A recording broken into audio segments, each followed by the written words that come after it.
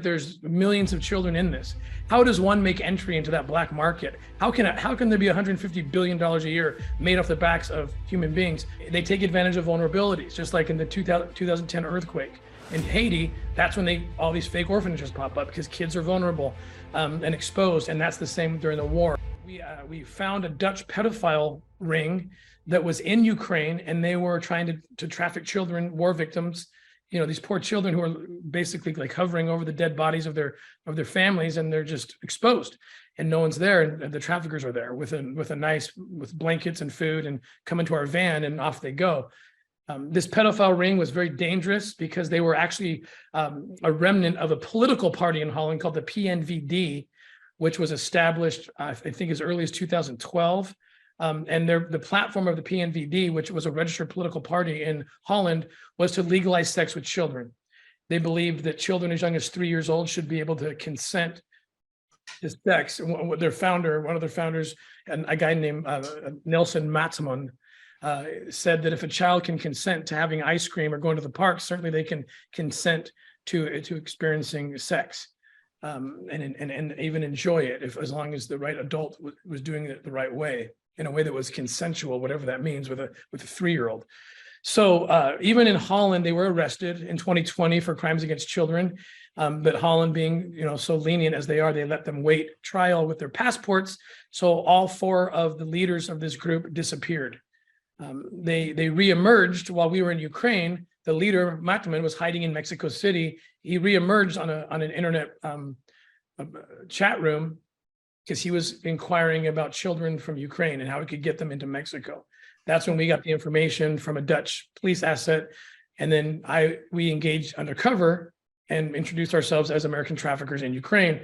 That led us to go to Mexico, where we have a great partnership with the police there. And we were able to lure this guy out of his rat hole.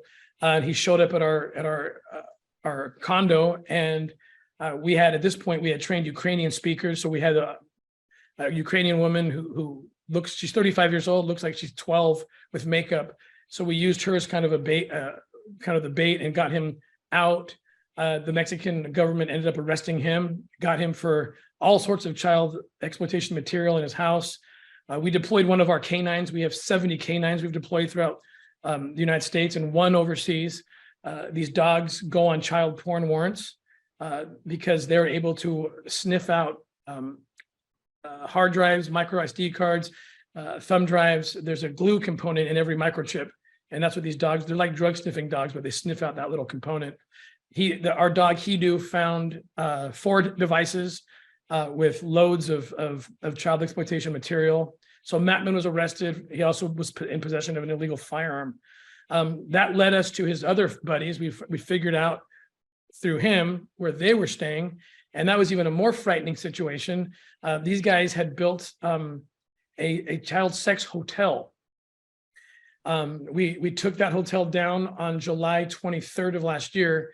They had chosen a little village in Ecuador called Canoa. Canoa, if you might remember, was the epicenter of a 2016 earthquake that devastated the region. It's still devastated, which is exactly why they showed up there. There's children with no parents. There's economic troubles.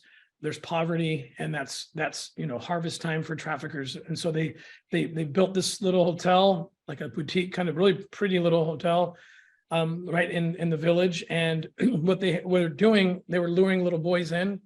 Little boys 10 years old or younger was the requirement. They would offer the kids candy and their games. They had like 10 PlayStations in the place. And then they were advertising to their pedophile networks to pay money to come to this hotel. And so we worked with the Ecuadorian police, Homeland Security investigations to the U.S. Embassy in Quito. And on July 23rd, we were able to take down that hotel. 3 days ago, these are 2 of Matman's lieutenants, Martin and Luis, and they just got convicted 2 days ago in an Ecuadorian court. So they'll be locked up for quite some time.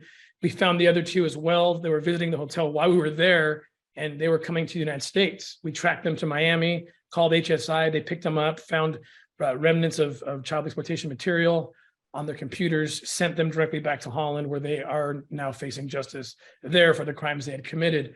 So this is kind of just an overview. The good news is when I got to Ukraine, because the story is so crazy, someone wouldn't even believe it. I mean, we blew through 6 countries, 3 continents, took down a whole pedophile ring, hundreds of rescues, probably thousands of preventative rescues, all in 4 months. Now, anyone who comes from the government knows you can't do that. You can't move that fast. But what we can do is we partner with every government, delivering the best we can on a silver platter to each of them, but coordinate the whole thing so we can move rapidly and we don't lose any time. When I got to Ukraine, I called Mel Gibson and I said, this is going to be more expensive than I thought. I came with your 20 names. Now I have 10,000 names. And I said, will you help me do a documentary? Will you help me? Will you support me? We're going to film this about the children in Ukraine and orphans and what happens to orphans in war. And in the end, so the cameras were rolling and Mel was consulting. In fact, that story went viral. I don't know if you saw it. It was trending like last week. I don't know what happened. He's not a producer, but he's consulting. But it was good because it got people talking about this docuseries. In the end, it's a 4-part docuseries, but only the first part was about Ukraine in the end, because we had no idea we were going to be in 6 other countries over the next 4 months. So the entire story I just told you will be coming out probably early next year. Tony Robbins is actually producing. Tony's one of our biggest supporters, and he's going to be producing it with his wife Sage, and then Mel Gibson's involvement as well. So it's a great kind of visual to see. People watch Down to Freedom, and they're going to want to know, how much of this is actually real. So we're grateful that we get to expose what human traffickers do, how they work.